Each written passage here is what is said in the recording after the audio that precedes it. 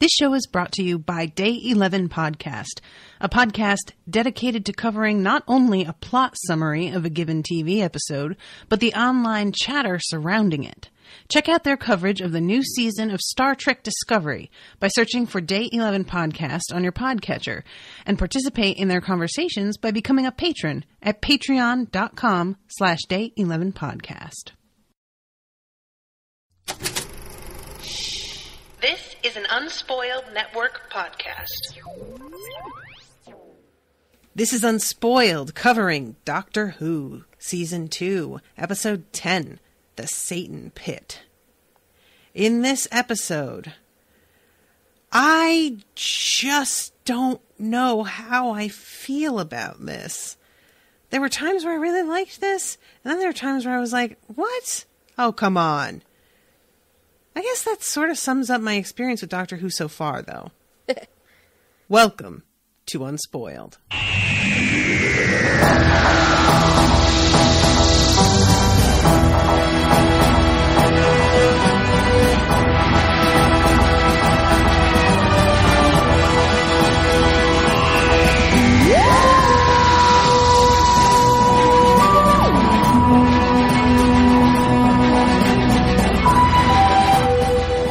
Welcome to the show, everybody. I am Natasha. And I am Jaime. And yeah, so friggin' The Satan Pit. Like, you're going into an episode with that title. You better come hard with it.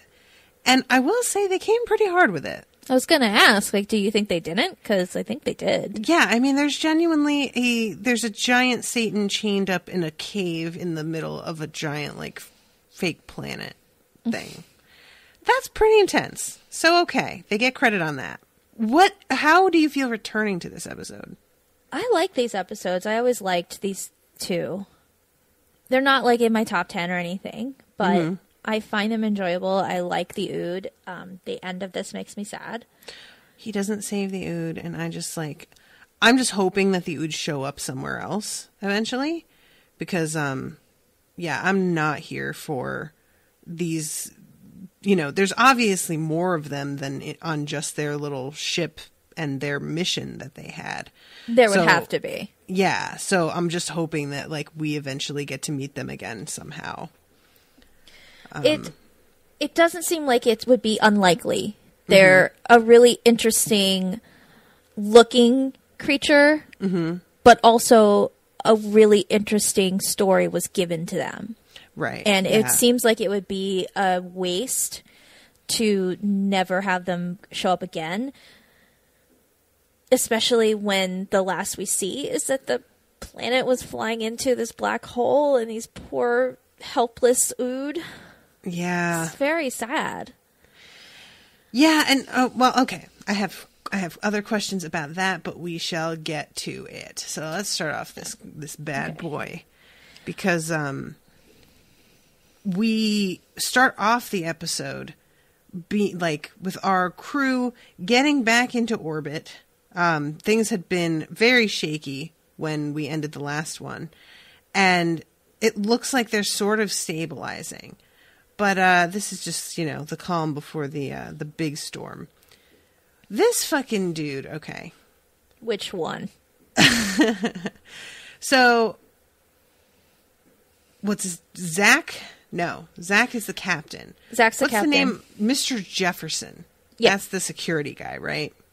Yeah. He is so frustrating when you're first watching it because he wants to take out this dude whom, as Rose says, we all saw whatever was in him come out and go into the Ood. He's clean. And so you're like, dude, you need to chill the fuck out and put your gun down. And then it turns out he is, like, dead right. Yeah. And I just really wanted to, like, give him an apology coffee or something at the end of this. Just be like, hey, buddy, no hard feelings? Sorry about that. We left you to die in a ventilation shaft. But, we thought he was clean. My bad. He acted appropriately, like, shaken by the whole thing. What's his face? Toby. That, like, did you think at that point when Rose was like, no, like you saw what happened. It's not in him anymore. And the way that Toby was behaving up until the point when he makes the shush and the red eyes at the Ood, did you believe that it was gone? Then I did. Yeah, definitely. Yeah. Because before, when it was in him, he was acting all shifty. Mm-hmm. And in this, it's like he figured out how to have it inside of him, but pretend like that he was fucked up. Right. Like, I can't believe this happened to me. Like, he seemed like sorry and upset and like, these things in my head, these thoughts, this voice, like it was just believable. Yeah. So there was no reason for Jefferson to not believe Rose. Yeah, I mean, he's like the way that this is all acted out, like it wasn't until about halfway through the episode that I started to be like, you know what? I bet that fucking guy is still carrying it with him. I bet that's the plan. And I was a little disappointed, to be honest, that we got that shush moment. Mm-hmm. I wanted them to just like trust the audience a little bit more and leave it until the last second for that reveal. You wouldn't have been mad about that? No, like the shush spoils a moment that could have been like really startling on the ship later, you know? Yeah. Because we get a bunch of hints after that. We get Rose being like, it could have killed us. Why did it let us get away? Like, her theorizing about that when we know the answer is no fun. Yeah, I see your point. That's true. So I wish that they had just sort of let that ride. I'm sorry. You all right there, lady? Yeah. Did your cat jump on your desk? No, I leaned forward and my earphones hit the microphone. Sorry about that. But yeah, as far as like this moment here, yeah, it totally seemed like whatever it was had used him to like get out of wherever, like, you know, whatever weird state it had been in, just to facilitate then moving into the Ood. And it turns out that it could have just like moved into the Ood on its own, probably to begin with. Like, it needed both him and them, and just used this as a sort of like decoy in a way to convince them that it was out of him and that he was safe to bring home. Yeah. Which is a pretty smart move. Setting it up like, oh, this whole other population is what's scary and what you need to worry about. It's a real like, oh man, they're setting, they're devilish. He made the slave race the scapegoat. And that is fucking classic. Yeah. That's messed up. Especially, like I said in that text to you, he's the one white guy left. Like, yeah. Everybody is of color, and then there's Rose. And the doctor isn't even on the ship at that point, so he doesn't count. And, yeah, he's making them think that the slaves are the ones to be worried about, when in fact he's the guy who's got the nefarious plot. Wow, symbolism. I want to believe that all was intentional. That it was a little message within, buried underneath, like you have to look for it. Like, oh yeah, see how this happens? Isn't that what they always do, those white men? I want to believe that. But I don't believe that. Probably just coincidence. Yeah, I think it was too. This is like the trouble that I have with Miles when we're covering Twilight, and there are things that we'll be like, well, it feels like what she's saying here, and then we constantly have to remind ourselves, no, she wasn't. Right. We just, we just see that because of where we're coming from on this, but she clearly did not mean that. Our eyes are open to things in a way that they probably weren't back in 2006. Yep. And, in a way that probably the writers of this episode weren't really thinking about at the time either. So we can see, like, isn't that the way it's always going to be, that the fucking devil goes into the white man? Of course! Of course he does! The Ood. Poor little guys. They didn't do anything. I know. I just want to hug them in their weird tentacly faces. So that whole thing is going on with this like confrontation between them, and meanwhile the doctor is down by the pit with Ida. And this, like, because the seal had been there, but it retracted. And there is a pit that you just cannot see the bottom of. Yeah. And they're waiting for something to come out of it. And nothing does, which is very unnerving. Like... And that's what you would expect when a seal opens. Yeah. I mean, especially when you already have the devil in play, you figure the devil's going to come up out of this pit. Sure. Like, that's just what the devil does, is he comes up out of pits, right? That's like his thing. That's what Supernatural taught me. I mean, I feel like there's very little of, like, the devil arriving anywhere but from a pit. That's the exception. I have a question. This might be it's a theological question. Lucifer is the devil, right? Mm-hmm. Lucifer was an angel that was cast out by God. Correct. Where did this imagery come from? This red beast with horns that we all associate with the devil. When really, wouldn't Lucifer be more like he is on Supernatural, played by just some dude? Lucifer is supposed to be incredibly beautiful, in fact. Like, right, he was an angel. Yeah, like, and that's part of his seduction. But I don't know why eventually they decided, like, you know, pitchforks and cloven hooves and whatnot. I feel like it's just a, you know... Some artist did it and everybody just decided that was the way it was going to be forever. I don't know, like... I don't know if it may be like, you know how different myths will get their wires crossed? Yeah. And all of a sudden there's like things being conflated that really just didn't have anything to do with each other. I can't help but think that it was something like that, but I'm sure that there's somebody listening who like knows the facts on this. So I'm sure Krista does, but she doesn't listen to this, but I can ask her. The doctor does say something about, in the last episode, about like every religion has a version of the devil. Mm-hmm. So you may, because the doctor is the authority on everything, you may be right about that. Yeah, just speaking of like people who know things and tell us after the fact, somebody also commented on the episode that posted to Patreon today, yesterday, and they said that if I went into a black hole, and I'm sorry, I'm forgetting who it was, it might have been Kim, that if I went into a black hole, I would spaghettify. Spaghettify? Yeah, that I would never see what was in the black hole, because long before I ever got to the middle of it, I would be stretched to the like the narrowness of an atom. Oh, but the length of, you would have to stretch out? Yeah. Oh, that sounds... Which is pretty wild, right? I like that. Like, what a weird... I'd be like a little, like, pile of fishing line. You know what you would be? What? One big, long, wet tube. Oh, God. But it wouldn't be a tube. I wouldn't be a tube anymore. It would all be fixed, Jamie. I wouldn't be a tube anymore. I'd be free. Oh, that's what I long for.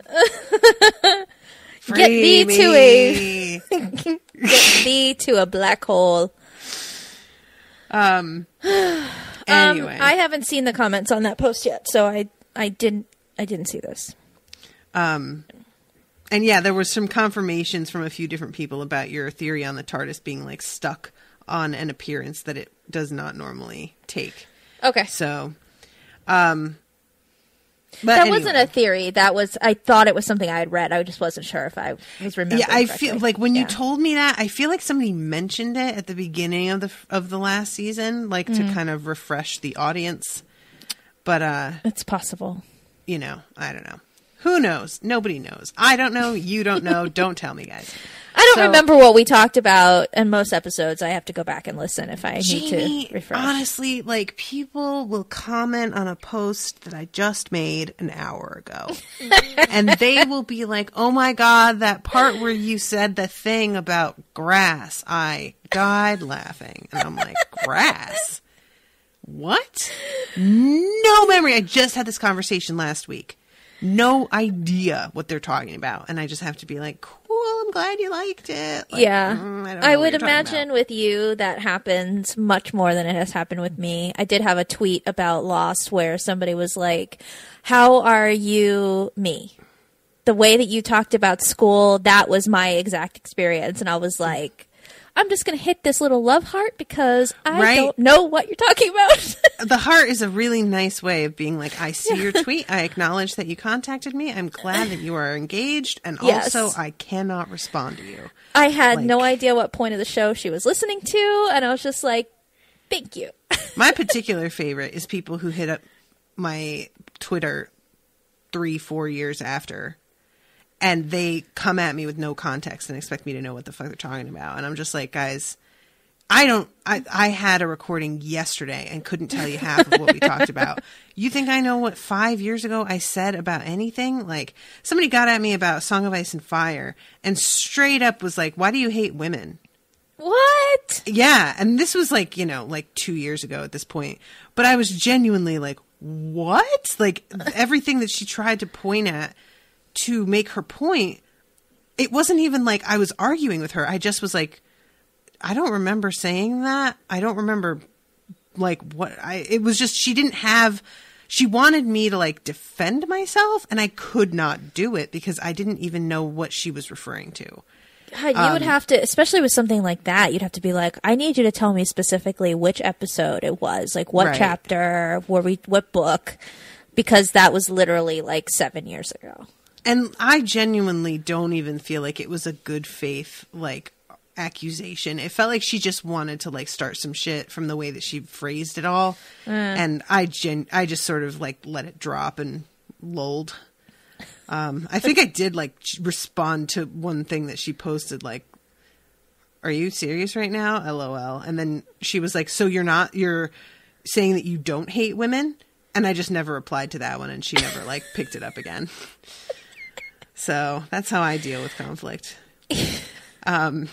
Anyway, so they are contemplating whether or not they should go down into that pit. And the captain is like, hey, I really think that both of you should come back up here. I need both of you up top. And the doctor doesn't really feel like he wants to listen. He's kind of like, I don't know. I'll do it if I feel like it. He says, well, he gave an order with this tone like, are you a goody two-shoes, Ida? Are you going to just go ahead and do whatever the captain said because he gave an order? Like, it feels like he's testing her for sure. You're right. And I'm trying, I can't. Because I'm trying to think, like, if it were the other way around, if the doctor was telling somebody to do something, he would not be okay with them being like, yeah, but I'm going to check out this pit, though. So I just nodded so bad laughing at you, pausing the way that you did. Forgive me, everybody. I am disgusting. Like, usually I can defend him to a point. But yeah, in that it's like, dude, if you were the one giving the orders, you would be like, I am the authority. Mm-hmm. And he actually has said that in many situations. Yep. I am the authority. But because he's curious what's in that hole, then he's going to be like, well, didn't you come here to discover what's in that hole? That felt like more of a suggestion than an order. I don't know. Yeah. It's just really what it comes down to is the doctor thinks that he's smarter than people. Well, he absolutely does think that and generally is correct. Yeah. So he doesn't respect anybody's authority if they're a human being. I don't know, like, we haven't really encountered anybody that was on the side of good that we felt confident about that is not human giving him orders. Yeah. Like, the only people that we've heard be like, no, don't stop, are bad guys. So I don't really know how he would react, or if there is a particular race that he would, like, have respect for the same way that he respects himself. And, like, he does have so much respect for humans. He thinks that they're wonderful. And he but talks in that about real, that, like, patronizing way. Kind of. Just like, oh, aren't you cute? Look at you. You can talk. Oh my God, they can talk. Do you believe this? Like, oh, you guys, you know what you always do? You see something weird and you're like, I'm going to go to it. That's so great about you. I love that about humans. Let's check out this pit. Humans, that's what you do, right? You check out the weird thing in space. Check out pits. Yeah, it's definitely the vibe of like, I like how you guys just wear anything.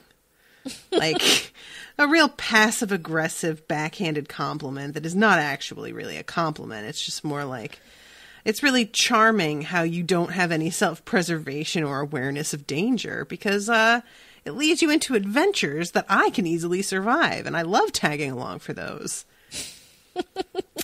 So yeah, that's my feel on that. Guys, I'm not going to be easy on this guy. He's just generally on my shit list most of the time.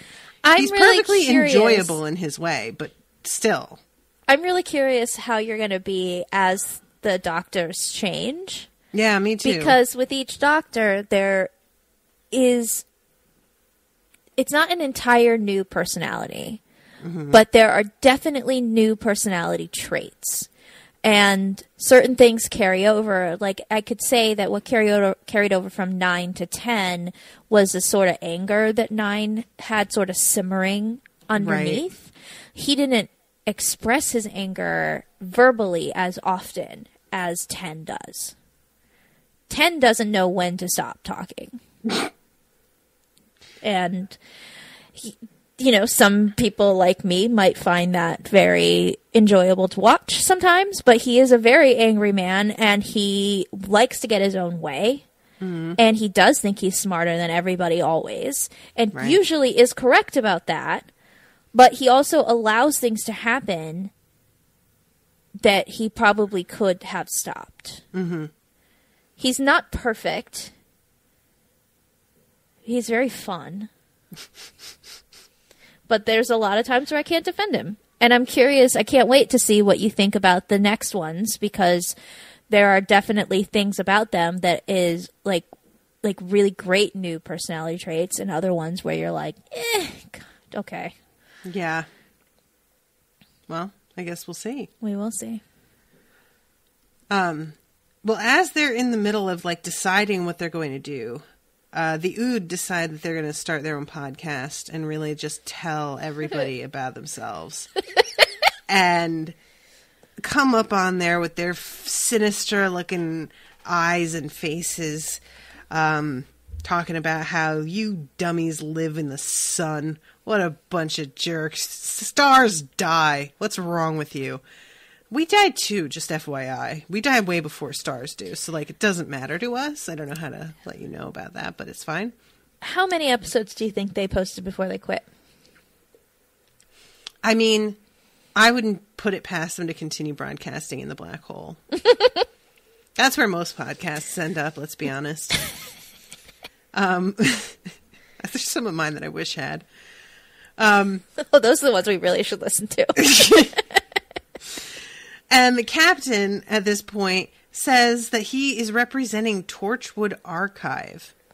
Which I'm like, oh, what's that about, guy? Tell me more. Tell me more, tell me more. Sorry. He says, identify yourself. You know my name. You will die here. All of you. This planet is your grave. And this is when the doctor is like, well, which beast are you? Because there's so many different religions. And he's like, duh, all of them. Hi, where have you been? I'm the OG. And then says that he has existed since before time. And the doctor just cannot accept that. Nope. He's basically doing the thing that we all do, which is, what does that even mean? That doesn't mean anything. That's impossible, and it doesn't mean anything. It doesn't make any sense. Yeah. And the devil's just kind of like, according to who, it doesn't make any sense. You? Oh, yeah, because you know everything. And that makes the doctor very uncomfortable, and I liked it. I pretty much like it. Anything that throws him off balance and makes him go, wait, what? The beast tells them that they know nothing, Jon Snow. Indeed. before the cataclysm, before the universe was created. And no life could exist before then.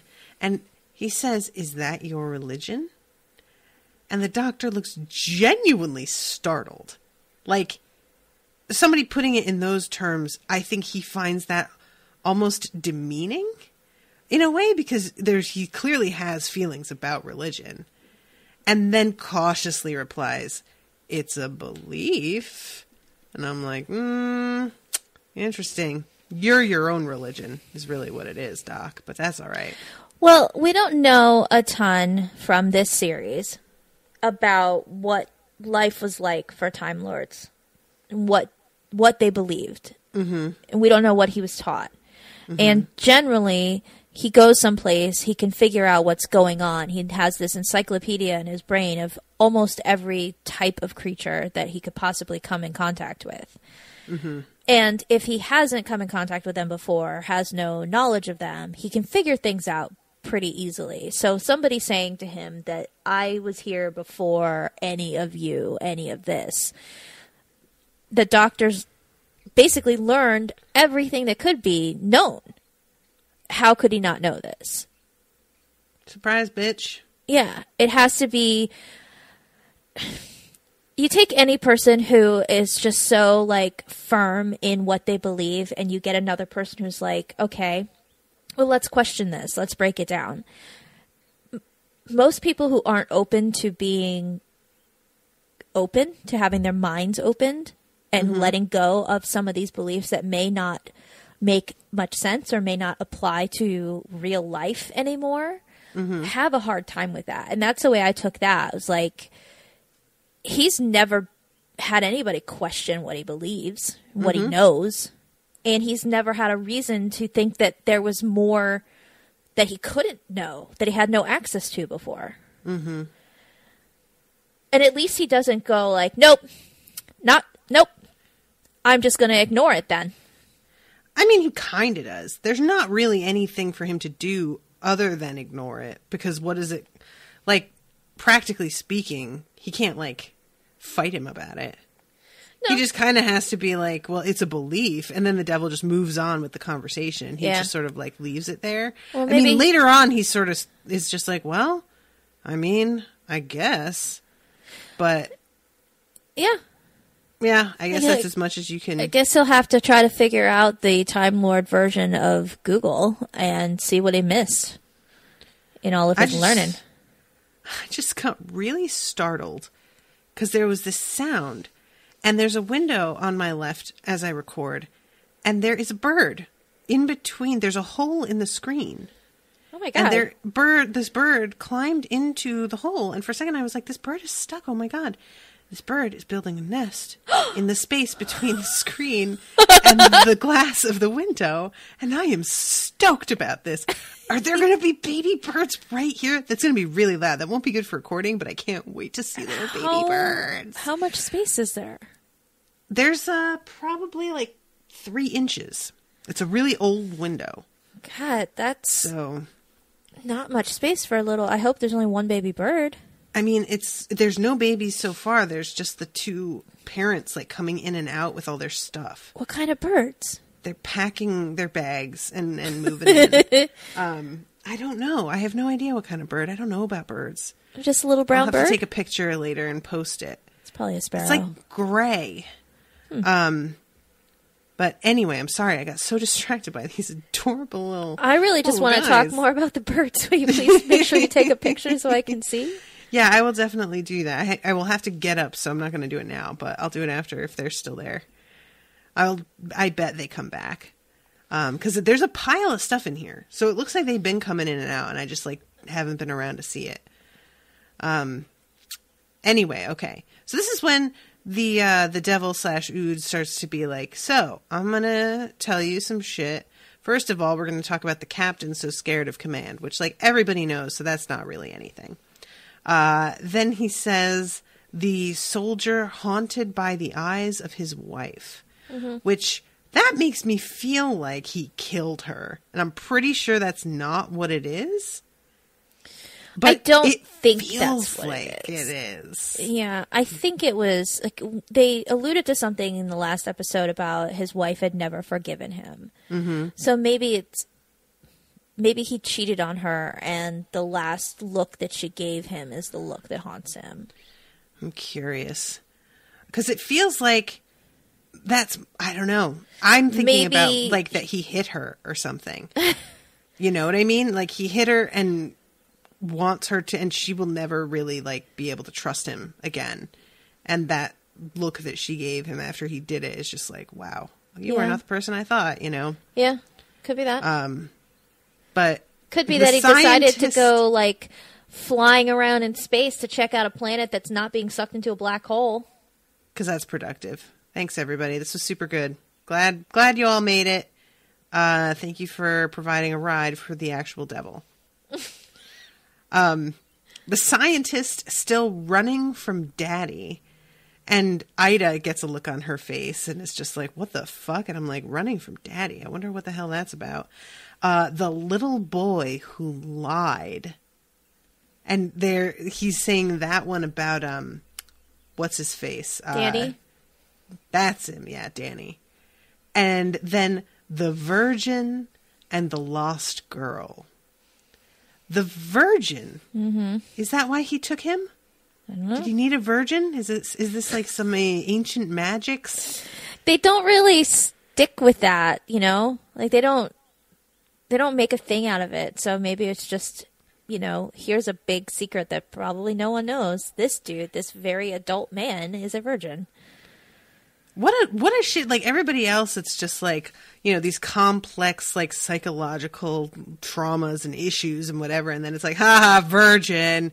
Like, well, that just feels really, kind of insulting, you know? Well, sure. But men, especially, are very... It's a societal thing that men are supposed to, you know, have sex. And when they don't, if they're virgins as adults, you have to look at them like, well, what's wrong with you? Even though, like, why would that mean something's wrong with them necessarily? The Bachelor this past season was a virgin. It was the fucking biggest thing anybody could ever talk about was the fact that this guy was a virgin. Why would you do The Bachelor? Why would you tell people on television I'm a virgin? So that you could be the one. Well, that's exactly why he got picked to be The Bachelor. Yeah. But, yeah, it was like all anybody could talk about was, how is this guy 26 years old and he's still a virgin? Like, how does that happen? Older virgins. Right. And usually they're women. The one I knew was not. Oh. We'll see. But was he insecure about it? Was it something that he would not talk about with most people? He has talked about it on the podcast, in fact. Interesting. So, yeah. I'm going to have to ask you off air if I know who this person is. Yeah, well, just saying. I mean, I know one of your male co-hosts, and he's married, so I'm assuming he's not a virgin. Well, so, okay. This part, what is it? So far away from home, the valiant child who will die in battle so very soon. And Rose assumes that this is about her. Yeah. Rose, you don't know that. Girl, right. It's not all about you all the time. Was that because he said the lost girl very far from home and then tagged on child will die in battle? That's what, like, yeah, that's exactly how it goes. The lost girl, the virgin and the lost girl, so very far from home, the valiant child who will die in battle so very soon. Which to me does not necessarily at all feel like it's Rose. I feel like that's the doctor. But, you know, that could also just be me being like, he hasn't mentioned the doctor at all. It's true. And the valiant child feels fucking accurate to me. Like, he was just born, like, you know, not too long ago. So well, his body's true. very young. Yeah. And, yeah, he can be kind of childish about some things, considering all of his breadth of knowledge and ability. Yeah. I can agree with that. So I don't know how the devil would determine his age. because that's he's true, new. huh? Yeah. So this comes down die to in battle. Great. Yeah, that's what I mean. And of course he is. Like, what else? That's how it happens, right? Like, most of the time, he doesn't die from food poisoning. Like, I really hope, I don't want it to happen to the current Doctor, but I hope at some point a Doctor dies from food poisoning and then has to regenerate. I just feel like I'm just trying to think of like one of the most undignified deaths, because there's a lot of diarrhea beforehand. So it's going to be like an unpleasant, ugly thing, you know? That's not going to be fun to watch. How about they just choke on a sandwich? A submarine sandwich. God. So everybody is in the middle of like, wait, what did he say? What was that? And then all of a sudden the screen, it goes from the ood to the thing that's chained up in the bottom of the pit, although we don't know that yet. And then it all goes black and everybody's like, he knows things. What the hell? We've got to get out of it. Flipping out. And the Doctor has to be like, hey, idiots. He's saying shit to scare you, and you're falling for it like a bunch of sheeple. Wake up. And they're like, you know what, you're right. But in the middle of him trying to say that, the devil is like, you know what? You're canceled. And he pulls a plug. So Rose has to be the one that's like, you know why he cut him off? Because he was making sense and he was saying exactly the thing that we needed to do, which is to think our way through this and not like completely cave to our fears and basest worries. And that is what the devil would do, is get inside your head and make you doubt things and scare you. Mm-hmm. Yes, there is, you know what? I can't say because it's being covered by somebody. But there is a show that one of my favorite episodes is when someone just starts to tell people everything that they fear about themselves is totally true. And that's all they have to say, is they get into their, like, they know these people well enough that they can be like, oh yeah, well, you're concerned that people think this about you. They do. They all think that. And they all talk about it, and they think it to themselves, and probably you're never going to be able to escape that. And it's like a really fucked up, effective episode of just pulling people apart by the seams. And, I mean, is there anything worse than finding out that, like, the things that you feared about yourself are true, or that somebody else believes that they're true? That's a really great way to undermine everything. Right. The worst things you think about yourself, that other people think it as well. Mm-hmm. Confirming that is awful. It's like that episode of Friends where Ross makes a list. Yep. And Rachel is just like, yeah, that's cool. The worst things that I think about myself, the person that I thought loved me thinks them too. Yeah. And yeah. That's why Ross is trash, and Rachel should never have accepted him back. But, you know, whatever. It's fine. I used to disagree with that until I grew up more, and now I'm like, girl, you should have stayed with Joey.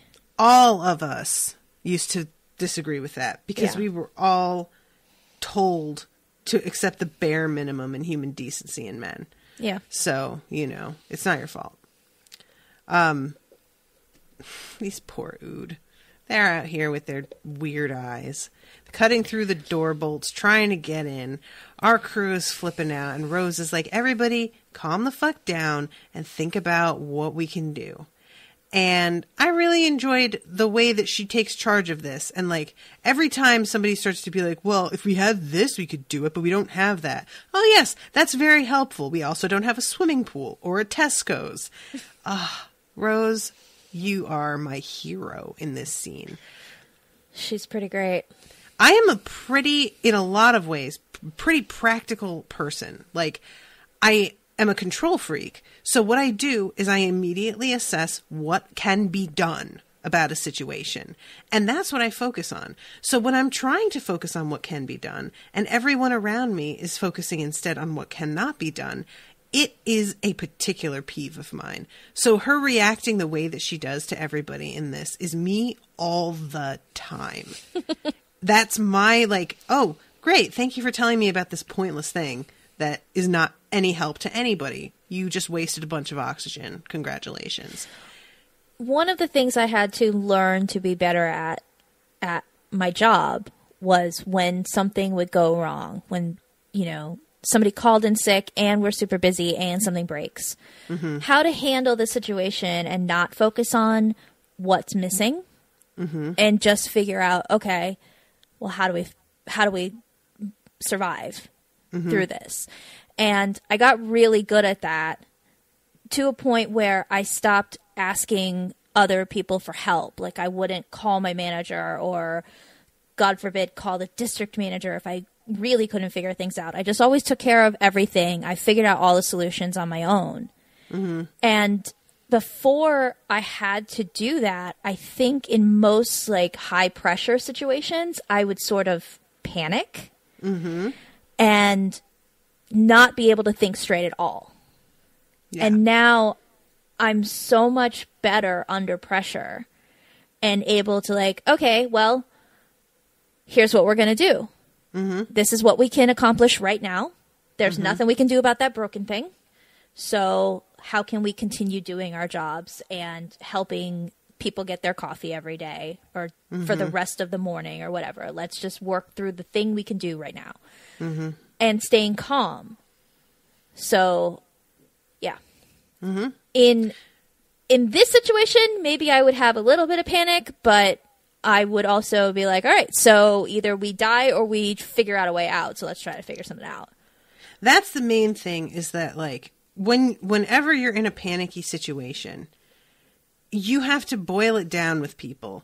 Okay, we have two choices. A, we can continue to whine and bitch about this and be miserable all day, or we can do the thing and make it slightly better. Will it fix everything? No. Will it make the day go by easy breezy? No, not necessarily. But we have one alternative to that, and it sucks much worse.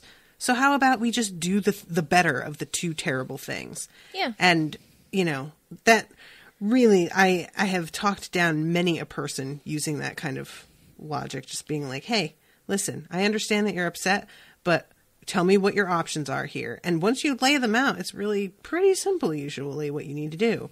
Yeah. It's just, you know, getting your brain organized enough to admit that and then move forward with it. I like that Rose was like, okay, what would you need to do if you had everything you needed? How would you fix this? Okay, so you have an answer for that. So with what you've got at your disposal, can you come up with a solution that's close to that? And she was right. I really enjoy the moment where she's talking to Toby and he's like, I don't know, it's impossible. And she just kind of goes, yeah, okay. And starts to walk away from him. And then he's finally like, well, I don't know, maybe. And I just love how like frustrated she is. Just like, oh, fine. You're not even going to try, whatever. Like, yeah, I feel her in this hard. I also like that she has grown enough in confidence being this sort of time-traveling, space-traveling companion that with the Doctor not around, she's learned by observing him to know, like, okay, instead of just sitting here freaking out, let's use our brains. That's what the Doctor always does. And if he was here, these are the things he would be saying. Right. So it's nice to see her take charge and not, like, fall apart and be like, the Doctor's not here, we're doomed. Because the way she's looking at it right now, who knows if, like, that cable snapped. Right. He's stuck down there 10 miles down. She may never see him again. So, all right, then what can we do? Better get busy. Yeah. Yeah. So they, long story short, they were working on that thing, and the Doctor, way down into the pit, decides that, you know what, he wants to explore this shit. And he basically, like, jumps in without warning, and then he's, like, halfway down, hanging, and then he just, like, releases the clip of the carabiner and lets himself fall the rest of the way down. And meanwhile, poor Ida is up there like, oh, cool, he just committed suicide and I'm stuck and this is great. She actually says to him when he was like, I'm gonna, unhook myself and just see. I can survive 30 feet if it's 30 feet. And she literally says, I don't want to die alone. She knows her oxygen is going to run out. She doesn't want to die alone. But he has to answer a question. Because he's too goddamn selfish. And it winds up, of course, being worth it in the end. But still, I judge him for that decision. And for, leaving her there. Yeah. But meanwhile, the Ood are chasing our friends through a bunch of ventilation shafts. While the poor captain is the guy in the chair trying to figure shit out from afar. And there's a lot of pressure on him. And I really feel for him because he's just so, you can tell it is like just everything is riding on his like split second decisions and how he's able to like organize things and what kind of information he's able to give to them. And it's a lot. It's a lot. He has a lot on him. Yes. And he's limited, like, with what he can do. And these are their lives. And, like, when they're rushing him, like, well, not they, but I think it's Danny. When he's like, you have to close this, you have to open this. He's like, there's no air in there yet. Yeah. He's doing the best he can. He cannot control how fast the air gets into the shaft before, I hate the word shaft, before he opens one door and closes another one. Shaft. Shut your mouth. I get what you did there.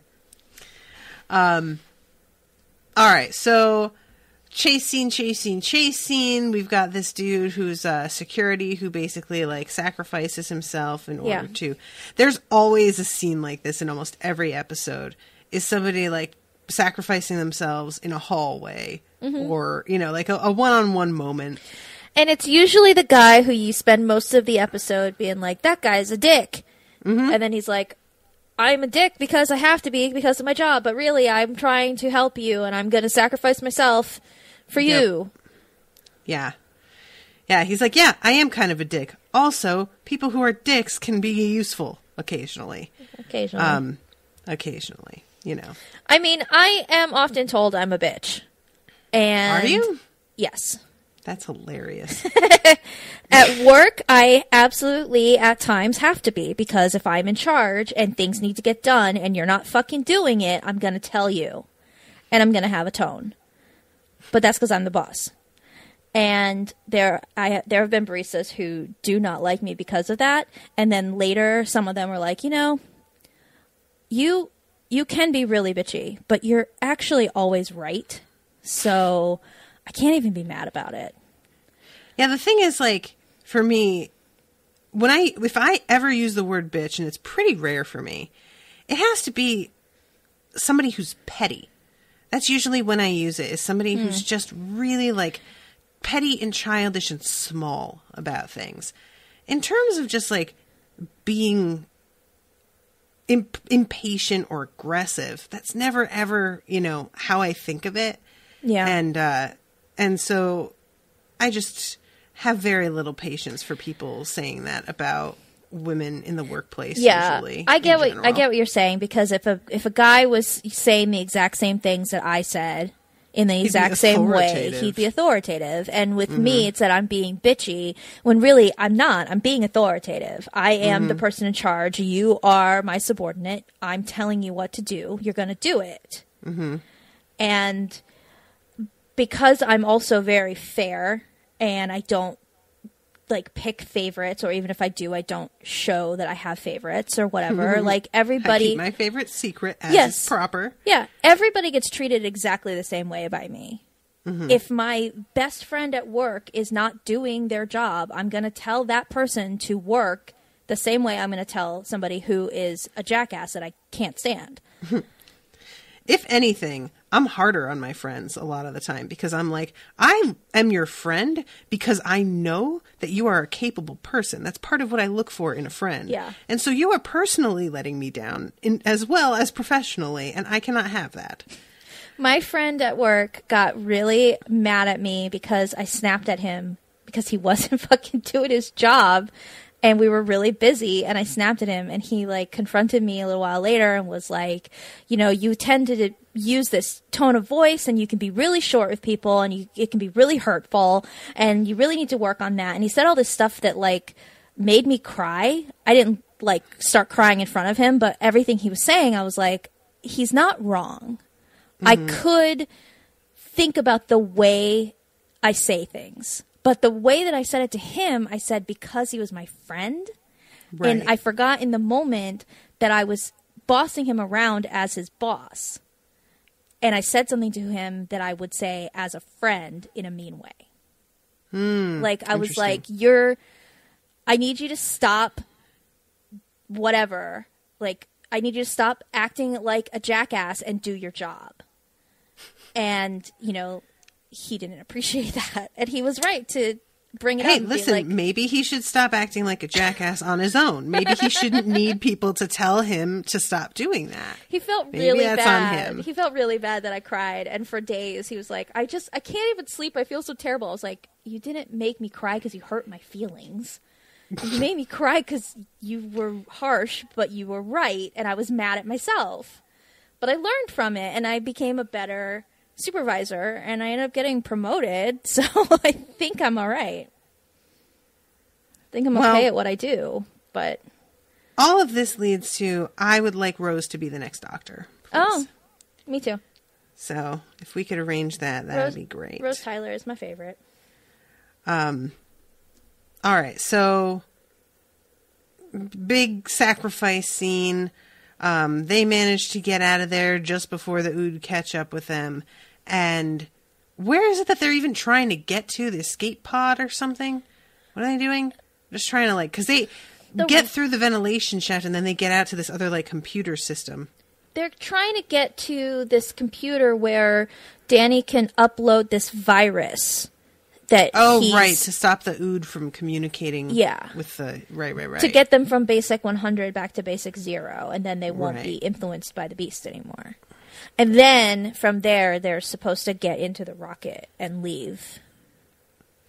Can I just say, I have occasional moments with this show where I don't know why, but all I can think while I'm watching a scene is what it must have been like on set to do this goofy thing. Because this part where this guy is pointing this like nonsense piece of machinery at all of these people in Ood makeup and costumes, and they are just grabbing their heads and kind of rolling around in pain is so like objectively hilarious if you don't know what's going on. It's just like, what on earth is this? And I always wonder how many times they had to stop because the absurdity of the moment kind of crystallized for them and they started laughing.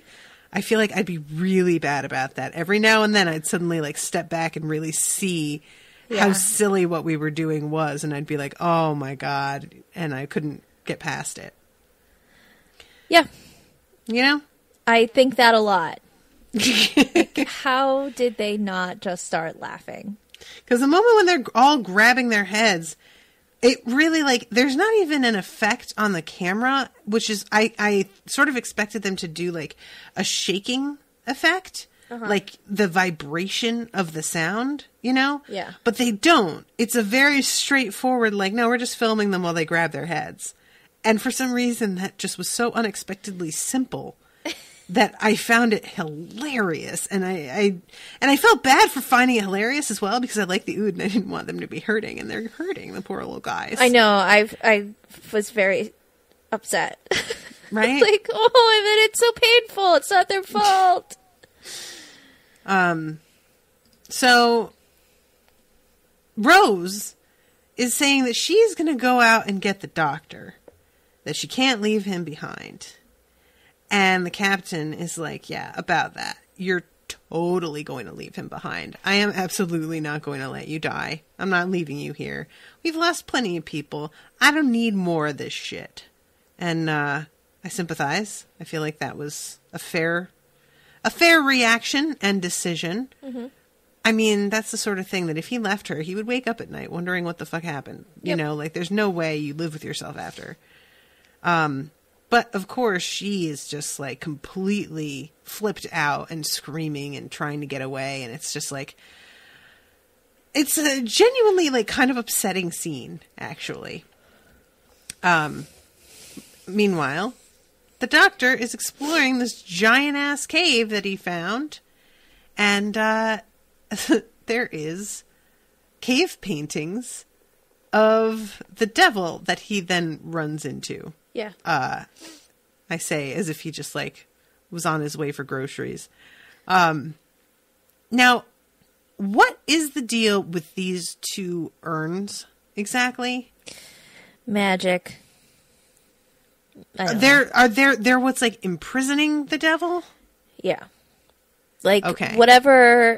Whoever chained him up and keeps him there, whatever it is that's keeping him there is contained in these urns, is the way I took it. It's almost like a magic spell. Like, these things have to be intact for him to stay chained up. Okay. But that's only his physical body that stays chained up, and his mind can apparently go off and explore, which feels like a real flaw in the system that somebody should have figured out. Right. But evidently not. And well, maybe it never would have happened if people hadn't drilled down into his space. That's true. People are always disturbing the ancient ones with their drilling. That's why our country's so haunted. Our country, probably we hit something around 2016 and it's taking its vengeance now. I think so. Or we all died in 2012 and that apocalypse really did happen. Dream. Yeah. Yeah, no, we I like that. Sucked into the upside down or the darkest timeline or whatever. So on the way out, this fucking dude is laughing. I have Donald Glover in my head holding a pizza, screaming about his whole brain crying, and oh yeah, it's the best thing ever. Trying Abed being evil. But yeah, so this dude, Toby, has to like kind of like low key give himself away by like laughing maniacally and then being like, "Oh, I'm just really glad that we escaped." Listen. Subtlety is not your forte, my guy. You really need to work on that, devil. Work on your subtlety. I hear that's doing a fine job before. Why couldn't he just hold it together? He just couldn't resist. He had to let them know in a way. And Rose eyeballs him. Like, she seems to sense that there's something weird. And then later on is like theorizing, why did he let us leave? He could have killed us 1,000,000 times over in a bunch of different ways, and he just let us saunter on out of there. And that doesn't seem right. And Toby says, "Do us a favor, Rose, and shut up." And again, not subtle, devil. No. Just commiserate with her. Just be like, yeah, that is weird, huh? I wonder why. There is no surer way for her to realize she's on the right track than for the guy who was formerly possessed to suddenly get real belligerent about her theorizing. Like, come on. But nevertheless, the doctor, meanwhile, is down there like figuring out exactly what's going on because the devil that he is faced with cannot talk. And he starts to put it together that he can't talk because he doesn't have his mind, because his mind is somewhere else. And then realizes that if he destroyed this thing and allowed this devil to get sucked into the black hole, he and the ship that is escaping would also get sucked in. And he has to weigh his options and decides that, as he puts it, I trust Rose. I don't understand that part of this. I think he trusts that she's going to figure out what's going on and maybe not necessarily do what she did, but figure out a way to take care of the devil being inside this person's brain. Okay. Like, he trusts her to figure out the situation. That she's smart enough to know that something's not right, too. Right. Okay. So, okay. Because even if he does that, the mind would still be on the ship, right? Even if he destroys these things, that wouldn't change. Yeah. That the mind of the devil or the idea or whatever it is they keep saying is in this dude. Yeah. I feel a little bit bad because what happens is that Toby begins to like go bananas again and get covered with writing and talk about how he's the bile. And they just like, Rose breaks the windshield, she shoots it, and undoes this guy's seatbelt, which is hilariously simple. It's like a sedan seatbelt. But he just like goes flying out through the windshield, and luckily they have a backup windshield that they were able to put into place. And apparently the freezing cold of space and the vacuum of no oxygen doesn't affect anybody at all. Well, but it doesn't affect the devil for a few minutes anyway. That's true. But I feel a little bit bad because, like, Toby was just a guy. And, like, is he still in there somewhere? I don't know. You know, is he, like, trying to get out and the devil is, like, tamping him down? Or did the devil, like, eat him? Is he gone? You know? And these are the questions that I have. Like, you know, I totally don't think that Rose should have like been like, let's just try to exorcise him and save Toby. Like, I don't want that. But I do kind of wonder about exactly how permanent of a situation this was. Like, if the devil reached a planet, and would it just sort of bounce up out of Toby?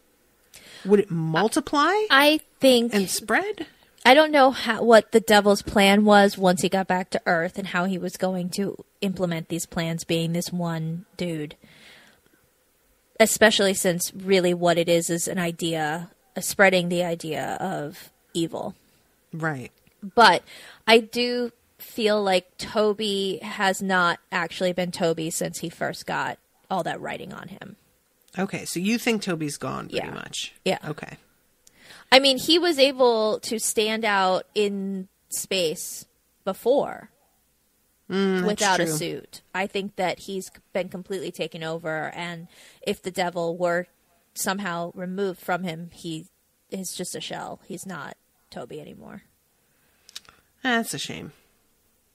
Well, Toby gets released into the vacuum of space and gets sucked into a black hole. Meanwhile, turned into a spaghetti string. He gets spaghettified. Oh my god. I just really want to make some kind of joke about like Diablo sauce that goes on pasta, but I can't like figure out a way to make it work. So I'm just going to like talk about the separate parts of that joke that I can't quite get to go together. And the doctor looks up, and the TARDIS, which had fallen off of the ship, like the storage shed that it was in, basically, is sitting there, and he is able to use that to tow the ship that is now caught in the pull of the black hole out of harm's way. So that's that. He managed to save Ida. Oh yeah, he saved Ida, but he didn't save the Ood. But he only had time to get her and save the rocket. So he had to sacrifice the Ood. Yeah, I feel like the Ood should really carry a grudge about that. I don't know. I would like to know how far their telepathy goes also. Like, they're able to communicate that way. Is that like, you know, from planet to planet as well? Or is it something that's like local? How does that work? I don't know what their radius is. Yeah, exactly. Like, do they have to do FM, AM? Like, how does this work? Tune into Channel Ood. Because it would be amazing if they all, like, were able to project to all of the other Ood in existence the face of the Doctor and be like, this guy killed us, by the way. Aww. And then just, they died, but the rest of the race had an ongoing grudge. And they just become another Dalek? Yeah, maybe. Just another race of creatures who hate Time Lords? Yeah. Yeah, wow. I The wouldn't Ood like plus that because Daleks. I like the Ood so much. They seem very kind when they're not possessed by the devil. They do seem very kind, but they're not treated kindly. So maybe they should get a little angry. Maybe they should handle things with some rage. Well, let me tell you about the episode that's called The Revolution of the Ood. Ooh. When the Ood rise up and fight everyone around them. I like that you just were about to be like, fight, and then just it ends with everyone around them. Yeah, You know what? I couldn't pick who? The humans? The humans, sure. Sure. Yeah, I mean, they seem like the worst offenders here. I don't know if the Ood are like, what do you call it? It's international when it's country to country. What do you call it when it's interglobal? Intergalactic? Intergalactic. Planetary. Oh, God. But are they intergalactic slaves, or is it just I don't know. people? It's probably Interesting just question. humans because humans are trash. It's true. But we've met a lot. We've met some, slaver aliens that were going to try and enslave the human race. So it's not unheard of. Nope. Yeah. It's funny how that was presented as such a terrible thing to want to enslave a whole race of creature, and then here we are with humans enslaving an entire race of creature, and everyone's just totally like, fine. Well, what are you gonna do? Yeah, and I think it was Austin who posted in the comments how he finds it really weird that we're supposed to be so far into the future, and yet the humans have organic organisms as slaves instead of just AI slaves. Yeah. Which it doesn't feel very practical. These are creatures that you have to tend to and care for and feed and whatnot. And you could just have a robot. And wouldn't that be easier and simpler, especially going out to space? Why would you give them creatures that require supplies and care? So, What I appreciate is that just about everybody I've spoken to in talking about these episodes feels the same way that we do about the Ood. Mm-hmm. And I always, because I didn't really talk about Doctor Who all that much, in specifics, especially about specific creatures other than Daleks, who I love because they're nuts. I like that everybody's just like, oh man, the Ood. I like the Ood. Yeah. Yeah, there's something they're so ugly, they're cute. Even when they're really weird chihuahuas. Even when they're being evil and have red eyes, I'm still like, aw, look at your squishy faces. Yeah, they're normally the kind of face that looks like it's probably got a layer of slime over it is not appealing to me. But somehow they sidestep that. I'm really not sure how they did that. I think it might be the way that their eyes tilt gives them a sort of wistful look in a way. There might also be some residual did you ever watch Futurama? Yes. I always loved Zoidberg. Oh my god, they do look like Zoidberg. And they have a little Zoidberg. How did I not even think of that? They look exactly like Zoidberg. Oh my god, they just don't have claws. They don't have claw hands, but they've got the tentacly face like a Zoidberg. And I mean, how can you not love Zoidberg? Oh my god. Open up a nice bottle of bread. Why not both?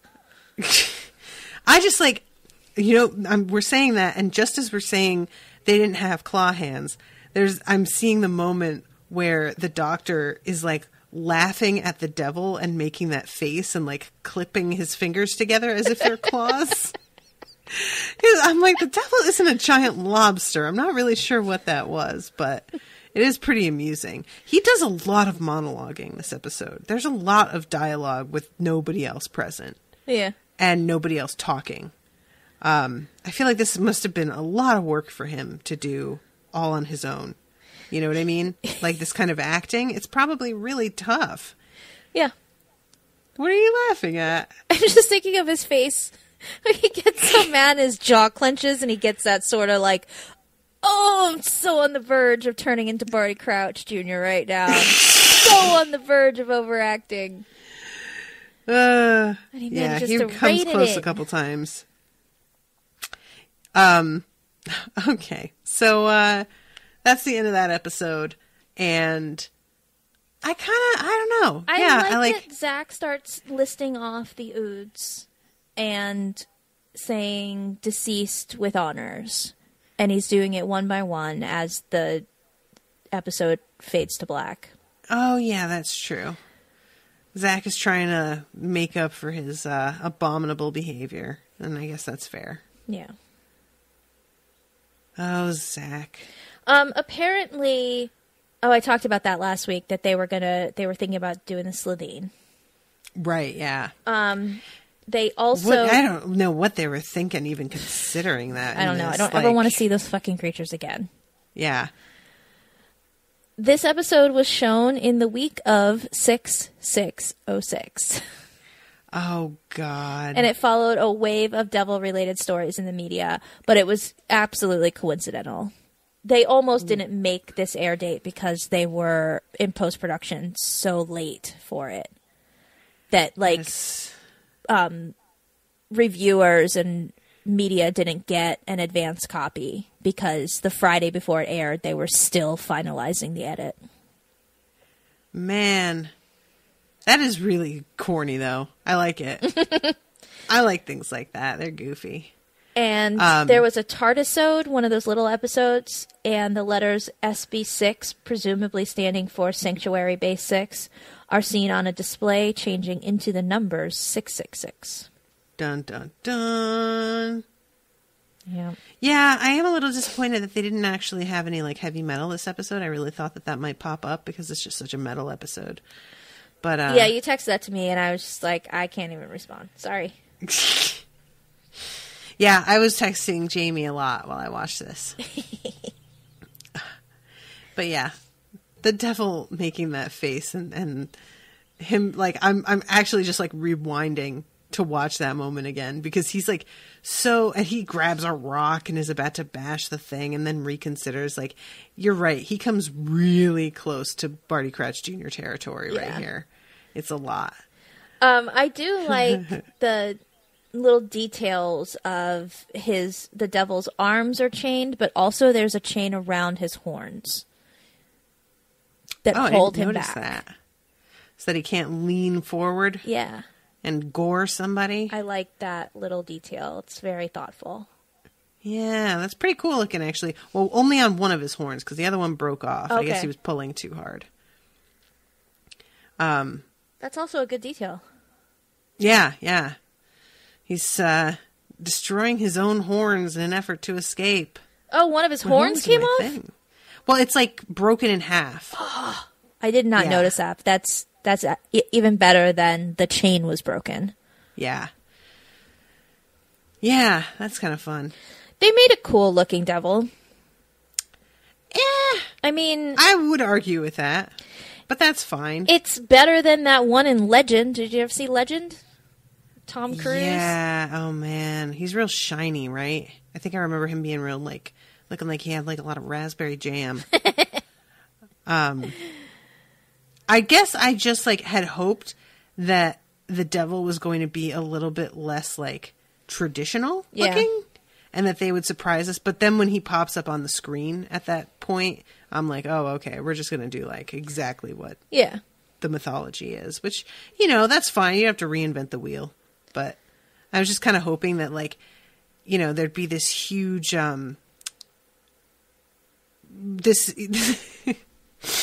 if like the doctor's going down into this pit and there's all this like, you know, torches and dark paintings on the walls and stone and whatever. And then he just like turns the corner and he comes out into this like really beautiful modern apartment that's got like a lot of amenities. And there's this really well-dressed dude who's just, you know, like he's imprisoned. He can't leave. But it's a pretty nice situation and really not as bad as all that. Well, and then why would he want to leave? Because he's imprisoned. No matter how nice it is, you still want to get out. You're a power-hungry demon. Okay. You know? If I made you stay in your apartment forever... Do I still have Netflix? I mean, probably not down there. You'd have a bar. I'd give you a bar.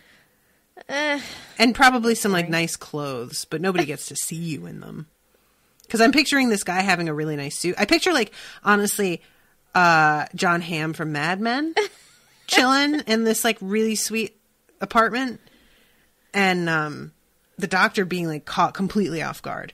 Because he's coming in there expecting this serious, like... And it turns out that the devil's kind of, like, evolved on his own while he's down there. I think that John Hamm would be into that. I agree. He'd be a good devil. Who is he playing on Good Omens? Because he's going to be in Good Omens. He doesn't play the devil. No. I think I read that they made a character, that Neil Gaiman wrote a character that's not in the books for John Hamm. Oh, interesting. Okay. John Hamm was on David Tennant's podcast a couple weeks ago. And I was like, how the hell do they know each other? And then I remembered that John Hamm's in Good Omens with David Tennant.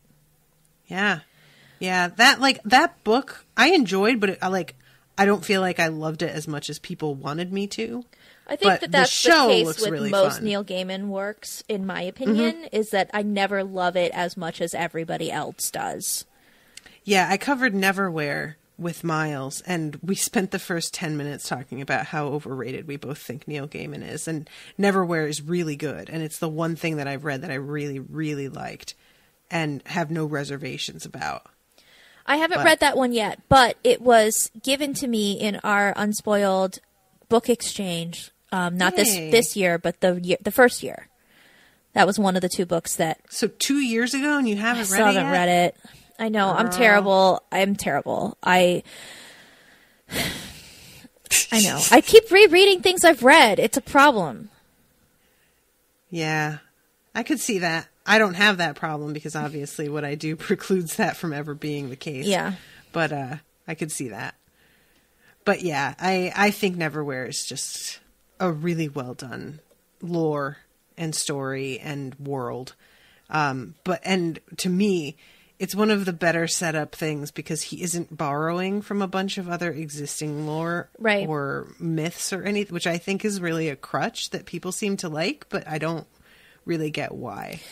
Is Neverwhere the one with the tunnels under London? Mm-hmm, okay. Mm-hmm. And isn't there a really well received radio play that was done of that? I think you can get it on Audible. Know. You should look into it. I feel like Miles just did mention that. Yeah. He mentioned a couple different things because there was a lot has been done with it apparently. But yeah. Recommended, everybody, and then listen to the episode because Miles was so excited to talk about Neverwhere. It was really... Whenever Miles gets happy and excited about something, it's definitely worth a listen. But anyway, so... Yeah, I was just kind of... they decided to go with a super traditional devil, and that's fine. But I was kind of wondering if they weren't going to be like, oh, you were expecting this, but guess what, bitches? But that's okay. It's fine. He's just very large. That's what they decided to really do. Which I wasn't expecting that, I will say. I didn't think he was going to be, the size of a building, basically. Yeah, he was huge. Yeah. I think that David Tennant acted that moment where he sees the size of him pretty well. Just being like, oh my God. Oh, Jamie. What? I know what you're shushed. What did you just send me? A link to Neverwhere. Oh, see, that's why you're not responding to what I'm saying, because you're distracted. I am a little looking distracted. For Neverwhere stuff. This is not the time, Jamie. I'm sorry, Save it was in my head. I was like, who is in this? I know somebody. James McAvoy. God damn it, it's James McAvoy. Oh, okay. Yeah, I feel like that rings a bell. And Anthony Stewart Head and Benedict Cumberbatch. Wow. All-star cast. Christopher Lee. I'm sure Miles has. Christopher Lee. Yeah. Oh shit! I need to point this out to Owen, because Owen just loved Christopher Lee like that. Yeah, him passing away, it was a huge blow. What's that? Who didn't? That guy was amazing. Well, I didn't really he was great, but I didn't have any attachment to him. You know, I only had an attachment to him because he played Saruman, but when I got full on into Lord of the Rings and started really researching people involved with it, I started hearing a lot about him, and he was a Lord of the Rings scholar, basically. Friends with Tolkien. He was also a spy, wasn't he? He was in the army. He fought in World War I. And he said something about a scene where he was like, "That's not the sound that a man makes when he gets stabbed." Yeah. And they were like, okay, guy. Oh, he was amazing. He also made a heavy metal album in his 90s. That dude was incredible. That is living your best life, man. Yeah. Anyway, I'm sorry. David Tennant's performance when he saw the devil was great. Is that what you were saying? This is riveting radio. I'm so sorry. I totally got distracted. Guys, Jamie and I literally talked for 10 minutes before recording about how bad she is at multitasking. And here she is. Learn your lessons, woman. I knew if I didn't look it up right away, I would forget to do it. Because I would get distracted by something else. God forbid you get distracted. I would start watching We wouldn't TV. want that now, would we? I'm sorry. You have my full attention. No, it's fine. All right. Well, unless you have any reviews. No reviews. Guys, come on. It has been 17 days or something since our last review, which doesn't sound like a lot, but it's a lot. And next time I'm going to do a new list of subscribers to Patreon. So I'll be reading your all names out. I really need to get better about doing that every episode, but I completely have not been consistent, and getting back into something when you have been inconsistent is really difficult because you've been inconsistent because you don't think of it. You know what you should do? What should I do? You should task your co-hosts to be in charge of that. All right, Jamie, you're in charge of it. Okay. Congratulations. I hope you're happy. Just because you have plenty on your fine. plate. So if you're like, hey, can you get a list of patrons for the episode? Or I can do it and just send it to you, and then you can make them read it. Wait, make them... Oh, if I'm doing it on other shows. Yeah. I see what you're saying. I thought you were talking about just this one, and then you said, I'll send it to you. And I was like, why? No, I'm and saying... you said make them... Okay, I get it. On every show, you make the co-host do it. Oh, make the co-hosts do it every time. Yeah. Huh, that's interesting. Maybe I'll do that. Maybe I'll change it up. Yeah. Maybe I'll evolve. You have enough responsibility. Delegate. Yeah, delegating just, doesn't always work out. It's hard for a control freak. Gun shy. I understand. Yes. But you make a good point. All right. So everybody, I hope that you enjoyed this episode. Do me some fan art of John Hamm as the devil in a pretty sweet suit with red eyes, probably, or something. Little tiny horns that are very stylish. I don't know, Gucci horns. Gucci. Something, I don't know, figure it out. Some Louis Vuitton horns that are shaped like the Chanel symbols. And we will see you next week with a new episode. Toodaloo, motherfuckers. Bye.